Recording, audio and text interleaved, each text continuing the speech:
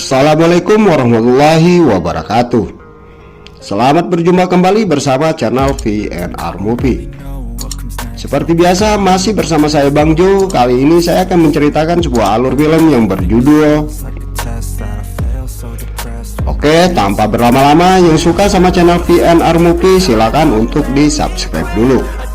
Semoga kita semua diberikan kesehatan serta apa yang diceritakan semoga segera disemogakan. Amin ya robbal alamin. Film dimulai dengan seorang remaja SMA bernama Choi Sun Hye. Ia terlahir dari keluarga berada, tapi sayangnya hubungan kedua orang tuanya tidak harmonis. Mereka sering kali bertengkar sehingga membuat Sun Hye tertekan.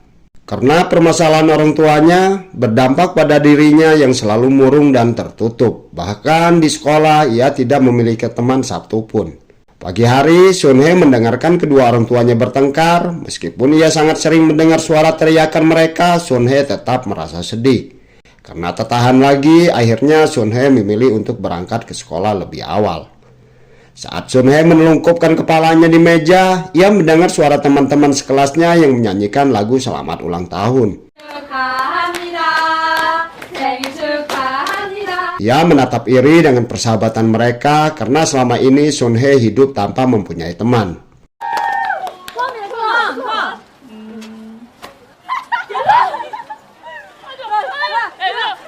Beberapa saat kemudian, guru bernama Kim sengaja merolling tempat duduk mereka.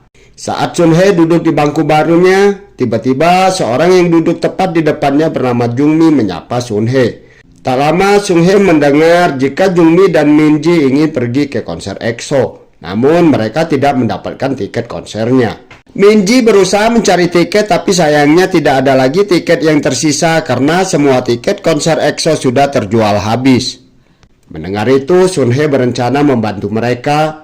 Sun Hye bahkan rela membeli tiket konser EXO dari calo yang menjual dengan harga 2 kali lipat lebih mahal.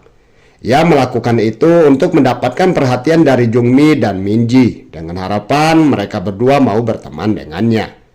Di keesokan harinya, setelah selesai sarapan, Sun Hye memasuki kamar orang tuanya dan berusaha membangunkan ayahnya yang masih tertidur. Sun Hye ingin meminta uang untuk membayar tiket konser EXO, tapi ayahnya tidak ingin diganggu karena dia baru saja pulang saat subuh tadi. Akhirnya Sun Hye memutuskan menghampiri ibunya yang sedang menelpon. Ia berusaha memanggil ibunya tapi tidak mendapatkan jawaban apapun. Tak putus asa, Sun Hye terus berdiri di depan ibunya. Sun Hye meminta uang pada ibunya dengan alasan akan membeli buku untuk latihan ujian. Sampai akhirnya ibunya pun merasa jengah dan memberikan dompet itu pada anaknya. Sun Hye pun segera mengambil beberapa dolar dan bergegas pergi dari sana.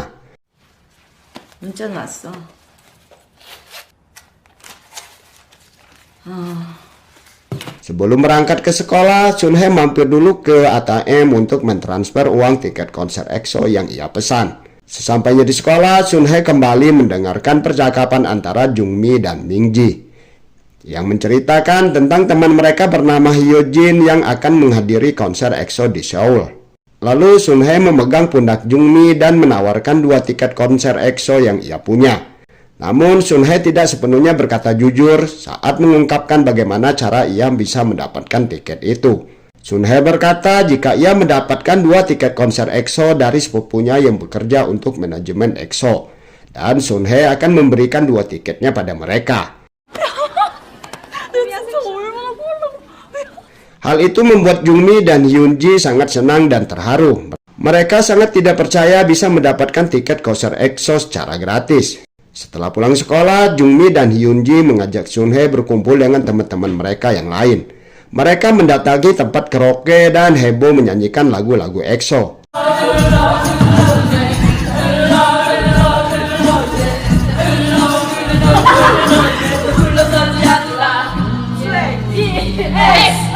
Sejak saat itu, Sun Hye menjadi dekat dan sering berkumpul dengan Jungmi dan teman-teman lainnya.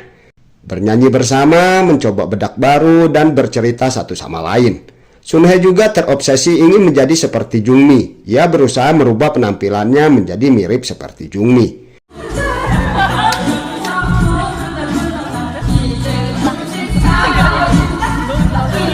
Sun Hye juga membeli cincin dengan harga mahal lalu mengarang cerita jika cincin itu diberikan oleh pacarnya yang tampan dan anak kuliahan. Ia melakukan itu bertujuan agar teman-temannya terkesan. Saat Seolgi menanyakan foto Sun Hye dan pacarnya, Sun Hye terlihat gugup dan memberi alasan jika ia dan pacarnya baru saja berkencan, sehingga mereka belum memiliki foto berdua. Di keesokan harinya, Sun Hye menghampiri Jungmi yang sedang membuka lokernya. Ia mengajak Jungmi untuk pergi ke kantin bersama, tapi Jungmi menolak ajakan Sun Hye dengan alasan jika dia akan tidur. Saat Sun Hye akan kembali ke kursinya, ia melihat Jungmi sedang bercanda dengan Hyungji. Sun Hye segera duduk di kursinya dan kembali menawari Jungmi untuk pergi ke kantin bersamanya, atau menanyakan apa yang Jungmi inginkan karena Sun Hye akan mentraktirnya. Namun lagi-lagi Jungmi menolak tawaran Sun Hye. Hal itu membuat Sun Hye diam sejenak dan kembali mengatakan jika ia akan membeli banyak cemilan. Sun Hye juga memaksa agar Jungmi dan Hyunji mengajak Hyojin dan Nahe untuk menunggunya. Setelah mengatakan itu, Sun Hye segera membawa dompetnya dan pergi ke kantin. Sun Hye menaiki tangga menuju kelasnya sambil membawa satu kresek besar berisi banyak cemilan. Sementara di sisi lain, Jungmi, Hyunji, Nahe, dan Hyojin berada di kantin sebelah. Mereka membicarakan Sun Hye yang tidak mau mengerti. Hyunji tidak menyukai Sun Hye, tapi Sun Hye terus bersikap jika seolah-olah mereka sangat dekat. Mereka berpikir jika Sun Hye tidak mengerti atau mungkin Sun Hye mengerti namun ia memilih untuk pura-pura tidak tahu. Mereka juga ragu jika Sun Hye memiliki pacar sungguhan. Mereka sangat yakin jika itu hanya karangan Sun Hye. Lagi pula, untuk apa seorang mahasiswa tinggi dan tampan meminta nomor telepon Sun Hye? Kemudian Nahe teringat saat Jungmi bercerita tentang pacarnya pada mereka. Jungmi dan pacarnya bertemu di dekat rumah Jungmi. Lalu Sun Hye datang ke sekolah memakai cincin aneh itu dan bilang jika Sun Hye bertemu dengan pacarnya di dekat apartemennya. Sangat jelas jika Sun Hye berbohong karena kisahnya sama dengan kisah Jungmi. Apalagi Sun Hye juga meniru gaya rambut milik Jungmi. Hal itu membuat Jungmi merasa takut dengan Sun Hye yang menurutnya tampak mengerikan dengan segala keanehannya. Jungmi berpikir jika ia tak ingin lagi berteman dengan Sun Hye. Tapi di sisi lain ia merasa kasihan karena Sun Hye terlihat seperti orang yang tidak percaya diri. Tanpa mereka berempat sadari, Sun Hye mendengarkan pembicaraan mereka sejak awal. Dengan perasaan sedih dan kesal, akhirnya Sun Hye kembali ke dalam kelas dibanding menghampiri mereka. Karena merasa tak terima dengan perkataan teman-temannya, Sun Hye memutuskan untuk membalas dendam pada Jungmi dengan cara menyimpan cincinnya di dalam tas milik Jungmi, lalu melaporkan pada gurunya jika ia kehilangan cincin. Guru Kim berusaha mencari siapa pelaku pencuri cincin milik Sun Hye. Ia memerintahkan muridnya untuk menyimpan kedua tangan di atas kepala dan menutup matanya. Guru Kim meminta agar mereka mengangkat tangan jika mengambil sesuatu yang bukan milik mereka. Namun tak ada satupun dari mereka yang mengangkat tangannya, sehingga Guru Kim memutuskan untuk memeriksa satu persatu tas milik seluruh muridnya. 손 내려. 하고 싶은 거. Lalu saat bagian Jungmi, entah mengapa Jungmi enggan membiarkan Guru Kim membuka tasnya. Mereka bahkan saling menarik tempat pensil milik Jungmi hingga akhirnya... 줘.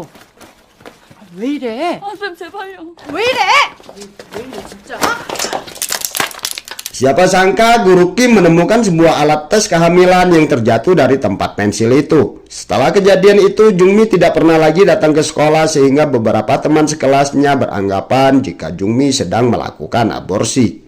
Mendengar percakapan teman sekelasnya, Sun Hye pergi mengunjungi apartemen Jungmi untuk memastikan keadaan Jungmi. Namun sayangnya ibu Jungmi menjelaskan jika Jungmi sangat menderita karena desas-desus yang beredar setelah peristiwa itu. Dan membuat Jungmi mengurung diri di dalam kamar dan tak ingin menemui siapapun. Baru saja Sun Hye keluar dari gedung apartemen itu, tak lama Jungmi memilih menyerah dan berakhir bunuh diri dengan cara terjun dari ketinggian.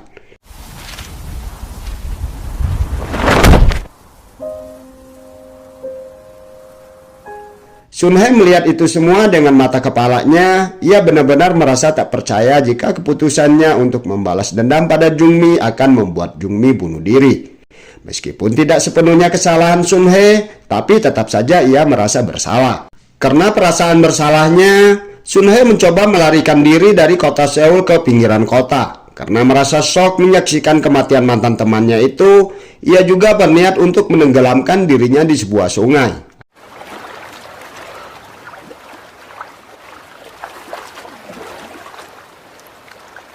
Akan tetapi setelah menenggelamkan dirinya cukup lama, Sun Hye memutuskan untuk tidak jadi bunuh diri dan kembali ke tepian.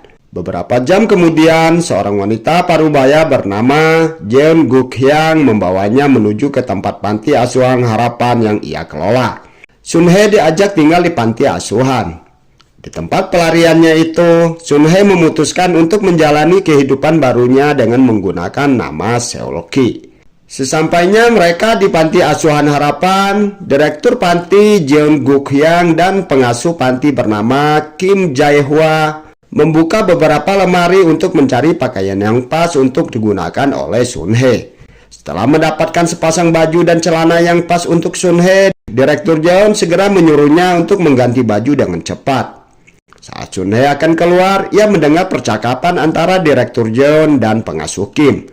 Direktur Jeon mengatakan ia menemukan Seolki saat perjalanan pulang dari kota. Direktur Jeon melihat Seolki menggigil di jalanan. Seolki juga tidak mengatakan apapun tentang dirinya sehingga Direktur Jeon memutuskan untuk membawa Seolki ke panti asuhan.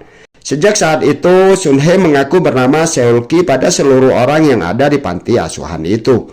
1 bulan berlalu, Direktur Jeon dan pengasuh Kim menjadi sangat dekat dengan Seolki, begitupun dengan anak-anak panti lainnya. Selama di panti asuhan, Seolki bersikap baik dan penurut. Ia juga banyak membantu Direktur Jeon dan pengasuh Kim untuk mencuci baju anak-anak, membersihkan anak-anak kecil, dan juga menjaga mereka. Suatu hari, Seolki menemani Direktur Jeon untuk belanja bahan makanan. Setelah selesai, Direktur Jeon memaksa Seolki untuk memasuki toko pakaian. Ia berniat membelikan Seolki mantel hangat yang sedang trendy di kalangan anak muda. Karena semenjak Seolki datang ke panti, Direktur Jeon sama sekali belum pernah membelikan apapun untuk Seolki. Lalu tanpa sengaja, Seolki melihat perempuan seumuran dengannya menggunakan seragam sekolah. Ada sedikit kerinduan di hatinya dengan kehidupannya waktu itu, tapi bagaimanapun Seolki sudah nyaman dengan dirinya yang sekarang. Diam-diam Direktur Jeon mengetahui apa yang Seolki lihat di depannya. Seolki pun mencoba beberapa mantel yang dipilih oleh Direktur Jeon. Beberapa hari berlalu, Min Kyung merayakan ulang tahunnya dengan anak-anak panti. Lalu saat mereka akan foto bersama, Seolki memberikan banyak alasan agar ia tak ikut berfoto. Tapi Direktur Jeon dan pengasuh Kim terus memaksa agar Seolki bergabung dengan mereka. Beruntungnya Min Kyung mengatakan jika Son Young ingin buang air besar sehingga Seolki beralasan jika ia akan mengantarkan Son Young ke toilet. Akhirnya mereka berfoto tanpa Seolki dan Son Young. Sore harinya Seolki membantu mencuci baju anak-anak panti. Saat Seolki sedang melamun, tiba-tiba Direktur Jeon memanggil namanya dan menyodorkan paper bag pada Seolki. Saat Seolki melihat paper bag itu, ternyata isinya adalah tes kesetaraan untuk masuk SMA. Direktur Jeon tidak akan memaksakan Seolki jika Seolki tidak suka. Dia hanya akan mendaftarkan jika Seolki ingin. Seolki hanya perlu memikirkannya secara baik-baik. Lalu malam harinya, setelah anak-anak panti yang lain sudah tidur, akhirnya Seolki mencoba mengisi buku tes kesetaraan untuk masuk SMA yang diberikan oleh Direktur Jeon. Seolki mengisi buku tes itu dengan cepat karena Seolki termasuk murid pintar di sekolah lamanya. 1 minggu kemudian, Seolki mengikuti tes pendaftaran di SMA Putri Kyungmun. 2 minggu setelah tes pendaftaran, Seolki dinyatakan lulus tes dan hari ini ia akan berangkat ke sekolahnya dan menetap di asrama. Mobil sekolah sudah menjemputnya ke panti asuhan, lalu Seolki pun segera berpamitan dengan mereka semua. Sementara itu, Min Kyung hanya diam saja sambil memainkan tanah. Min Kyung juga tidak ingin bergabung dengan mereka yang sedang berbincang dengan Seolki. Direktur Jeon yang menyadari jika Min Kyung sedang bersedih karena tidak ingin ditinggal oleh Seolki pun meminta agar Seolki menghampiri Min Kyung dan berusaha membujuknya. Setelah beberapa bulan tinggal di panti, Seolki dan Min Kyung perlahan menjadi sangat dekat. Hal itu membuat Min Kyung tidak ingin berjauhan dengan Seolki. Tapi Seolki menjelaskan bahwa setiap akhir pekan ia akan pulang ke panti dan mereka akan bertemu kembali. Jadi Min Kyung tidak perlu khawatir dan merasa sedih lagi. 밥 잘 먹고 잘 자고 콩 다 먹어야 돼. Setelah berhasil membujuk Min Kyung, Seolki pun pergi meninggalkan panti asuhan. Sesampainya di asrama, wanita parubaya bernama Jang Hye-jin memasuki kamarnya dan membagikan peraturan di asrama dan peraturan di sekolah. Lalu Seolki mengajukan agar dirinya menjadi perwakilan asrama. Ibu Jang pun menyetujuinya dengan syarat setiap perwakilan asrama harus siap bangun setiap pagi. Tak lama perempuan tomboy bernama Lee Bang-wul memasuki kamarnya. Ternyata dia adalah teman sekamar Seolki. Pagi harinya Ibu Jang dan Seolki mendatangi setiap kamar yang ada di lantai 3 untuk memastikan mereka telah bangun atau belum. Saat jam makan siang, Seolki mengantri untuk mengambil jatah makanannya. Kemudian ia memilih untuk duduk sendirian di meja yang masih kosong. Tak lama Lee Bang-wul menghampirinya dan disusul 2 murid lainnya lalu duduk bersama mereka. Mereka adalah Jung Yi-jae dan Kim So-suk. Tanpa menunggu waktu lama, persahabatan mereka pun kian menjadi akrab. Saat jam pelajaran dimulai, di saat yang lain mendengarkan penjelasan guru, Seolki dan Lee Bang-wul terlihat asik sendiri dengan dunia mereka berdua. Kemudian hari-hari berikutnya, setiap pagi Seolki melaksanakan tugasnya sebagai perwakilan asrama dengan baik. Bertambah hari, pertemanan mereka berempat pun tampak semakin lebih dekat. Seolki sekarang berhasil melalui masa SMA-nya dengan baik. Pada malam harinya, Jung Yi-jae dan Kim So-suk berkumpul di kamar Seolki dan Lee Bang-wul. Mereka membeli beberapa cemilan dan beberapa botol bir. Menurut Seolki, rasa bir sangat aneh sehingga ia tak ingin meminumnya kembali. Kedekatan mereka terjalin begitu saja. Kali ini Seolki memiliki teman tanpa melakukan apapun dan tanpa mengarang sebuah cerita. Sehingga hal itu membuatnya lebih terasa nyaman berteman dengan mereka. Keesokan harinya setelah pulang sekolah, Bang-wul dan Seolki memutuskan untuk jalan-jalan di sekitar wilayah sekolah dan asrama mereka. Seolki menemani Bang-wul memotret pemandangan dengan kamera yang ia miliki. Kebetulan Bang-wul memulai hobi memotretnya sejak ia berusia 10 atau 11 tahun. Bang-wul menemukan sebuah kamera di dalam rumahnya dan sejak saat itulah ia mulai menggeluti dunia fotografer. Bang-wul akan selalu lupa waktu jika sedang memotret karena ia sangat menyukai kegiatan itu. Setelah lulus SMA, Bang-wul juga akan kuliah mengambil jurusan fotografi. Karena Bang-wul memiliki cita-cita ingin menjadi seorang fotografer yang dikenal oleh banyak orang. Lalu saat Bang-wul akan mengambil foto Seolki, Seolki langsung menutup wajahnya dan berkata jika ia tak suka dipotret. Alasan sebenarnya karena ia takut ada seseorang yang mengenalnya dan melihat foto itu.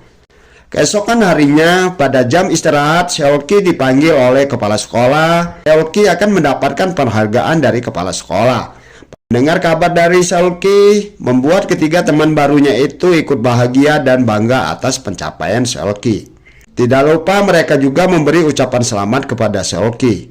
Lalu tak lama terdengar suara bel pertanda jam pelajaran kelas musik akan segera dimulai. Setelah pulang sekolah, Seolki bergegas mengemasi beberapa barang karena pada hari Seninnya ia akan pulang ke panti. Setelah selesai, sebelum keluar dari kamar, Seolki berpamitan pada Bang-wul lebih dulu. Seolki pulang menaiki bus tanpa memberitahu dahulu kepada Direktur Jung karena ia akan memberikan sebuah kejutan. Sesampainya di depan panti, ia melihat mobil dari grup relawan Kau dan Aku. Kemudian Seolki masuk ke dalam untuk mencari keberadaan Direktur Jung. Setelah melihatnya, Direktur Jung sangat senang melihat kepulangan Seolki. Kyung juga terus saja menempeli Seolki. Setelah direktur meminta Min Kyung duduk, Seolki segera memberikan parfum yang ia beli untuk Direktur Jung.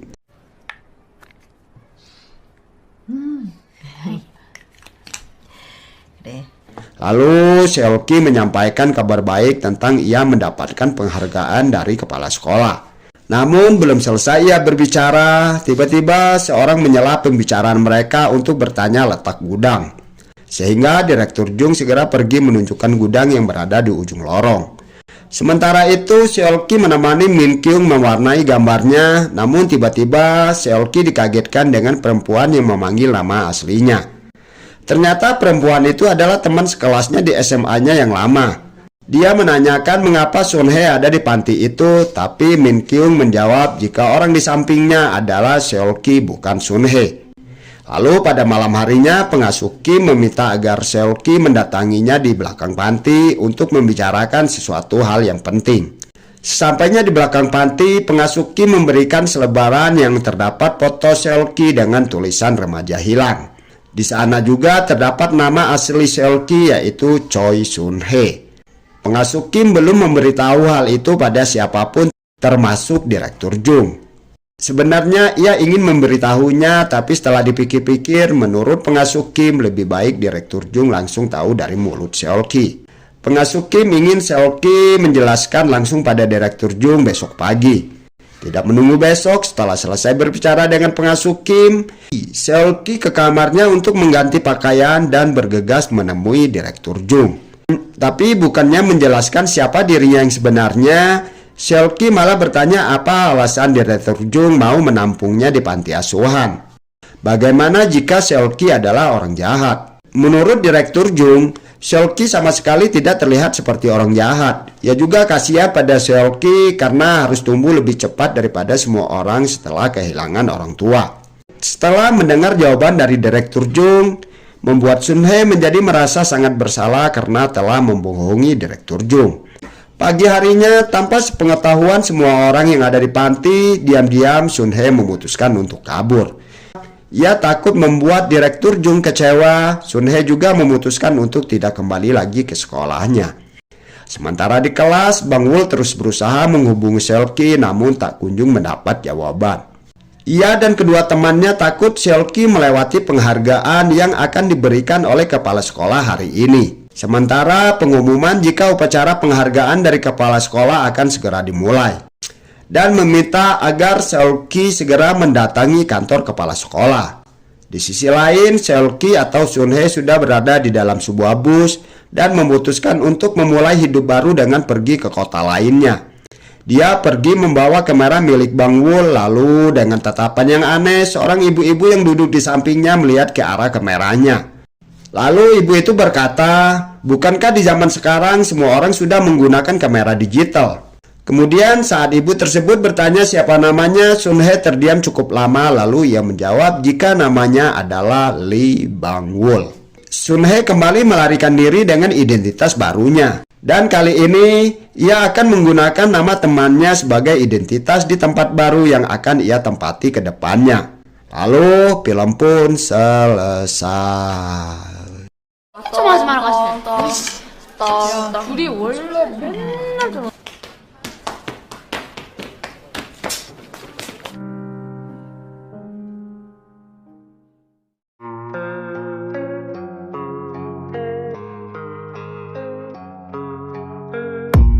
I don't really know what comes next. I'm just doing my best, even though I'm so stressed out. Everything just feels like a test that I fail, so depressed when I can't seem to get out. But something deep inside won't let me quit. I swear that I'm inspired by all this shit. Tell me that I can and I won't. That's what guides me the most. Your lies, I'll do what I want. The gas in the back, she's so bad.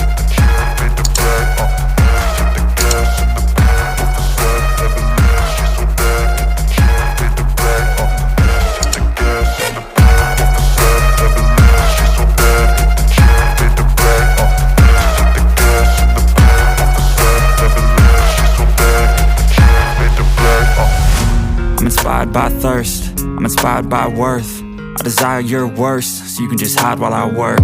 I ain't tired, you first. I'll write a second, third verse about the lies you go disperse. You never did shit, I know it hurts, but something deep inside won't let